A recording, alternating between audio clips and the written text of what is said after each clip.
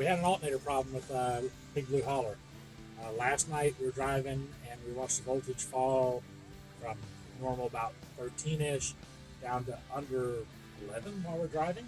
So then we started to notice our headlights weren't really working good, turn signals weren't working, and so we pulled into a Walmart for the night.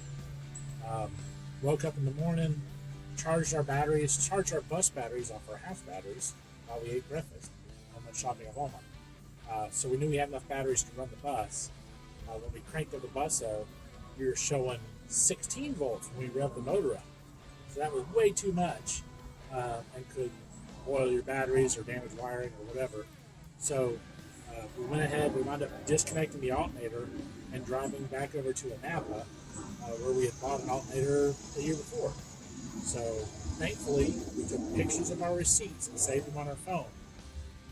The NAPA in Gainesville, Florida is closed today, but the NAPA here in, we don't know where we are, but it's outside of Rock Hill, South Carolina somewhere. The NAPA here, this huge NAPA, was open today and had our alternator. So they're letting us change it in the parking lot, and we're going to warranty this one out. So thankfully our bus, it's a 1994 International with a 5.9 liter diesel, non-computerized, very simple as far as wiring.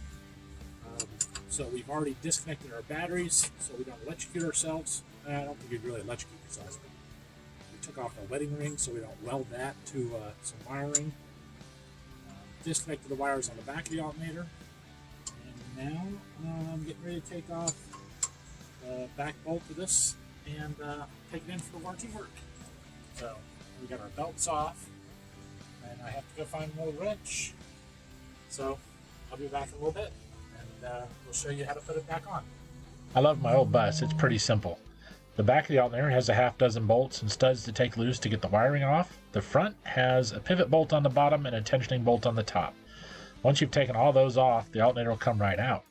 If you can't reach all the bolts on the back to loosen up all the wiring, you can take the alternator out and very carefully, without dropping it, loosen up the bolts on the back. You don't ever want to let the alternator fall, though, and bungee jump on those wires. Oh, NAPA just hooked us up. They put our pulley on for us, gave it the right depth, and pop this baby back on and be back on the road in a little bit.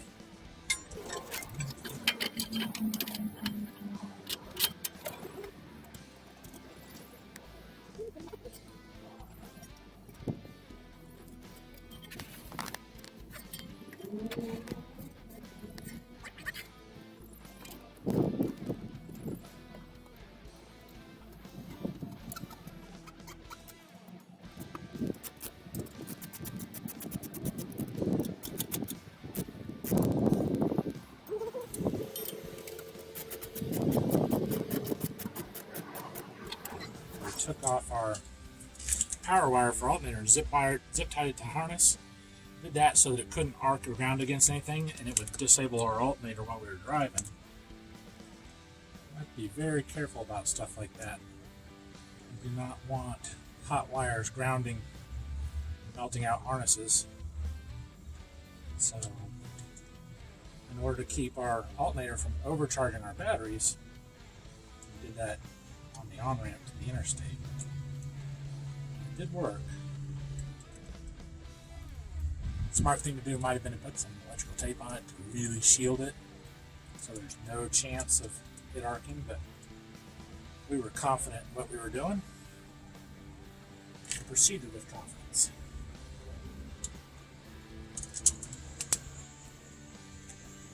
And there's the last wire. Convenient, there's only 2 wires hooked up on this old alternator.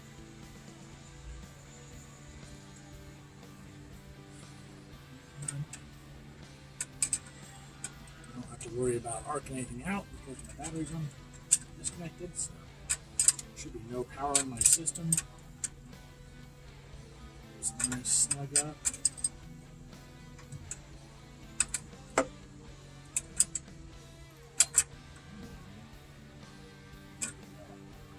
Alright, now I'm going to go get a breaker bar and really put some tension on these belts so we don't have any squalling noise if we're going down the road.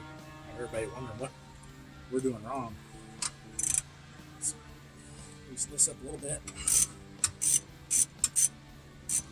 And I'll be back in a little bit when I go find some bar to use.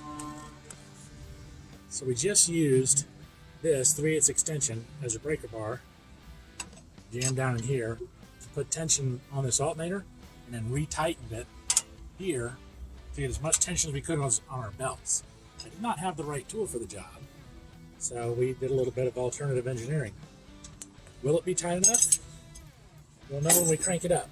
If we crank it up and the belts go squeal and everybody stares at us, we'll know it wasn't tight enough. Other buses will have automatic tensioners of some kind, spring-loaded or hydraulic, or I guess some of them even have pneumatic or air pressurized tensioners, so your experience may vary. I'm going to go hook up my batteries and crank it up and see what we got. Maybe I'll give you a thumbs up through the windshield or something if it works. If it works.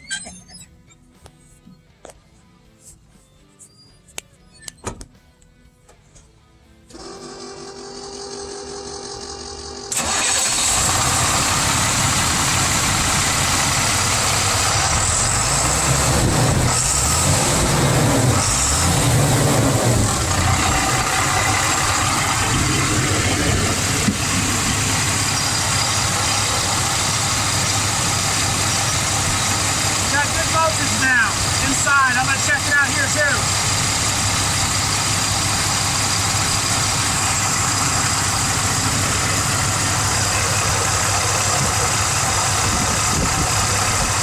Showing 13.9, that's very good, it's acceptable too. So, probably charging our batteries like crazy right now because they're low. Awesome. And with that, we're back on the road heading for more adventures. Make sure you subscribe to the channel to keep up with us, where we go and what we do and how we wheel these Jeeps and what gets bent next. We'll see you out there on the trails.